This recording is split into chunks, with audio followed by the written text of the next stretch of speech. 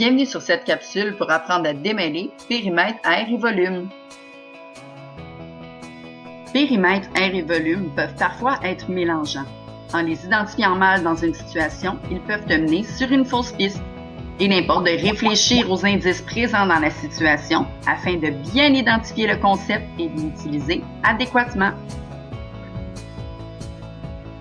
Pour te rappeler comment distinguer ces trois unités de mesure, il importe de te rappeler que le périmètre est une mesure de distance, que l'aire est une mesure de surface, comme la surface de ton bureau, et que le volume est une mesure d'espace.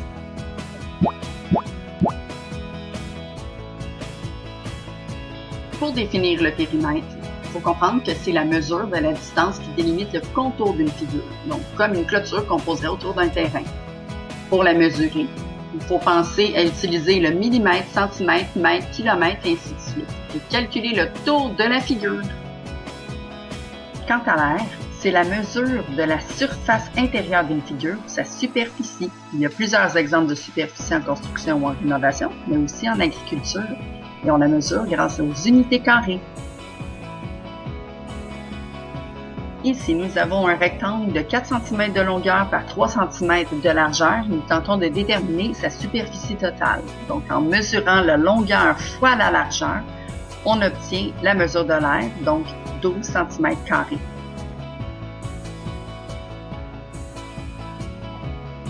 Finalement, le volume, c'est la mesure de l'espace qu'occupe un solide.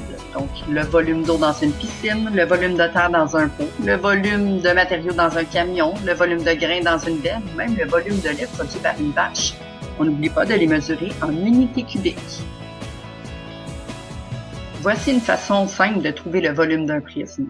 On calcule le nombre de cubes unités formant un étage. Donc, 3 cm fois 5 cm par étage nous donne 15 cm³ pour le premier étage, fois 2 étages de haut, donc 2 fois 15 cm³ est égal à 30 cm³ au total.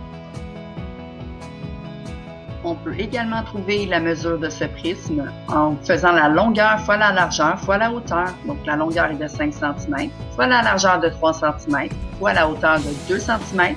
5 fois 3 fois 2 est égal à 30. Donc le centimètre devient le centimètre-cube. On obtient 30 cm³.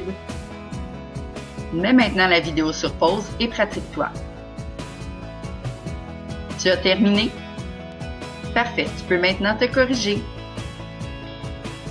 Bravo, tu as réussi à calculer le volume.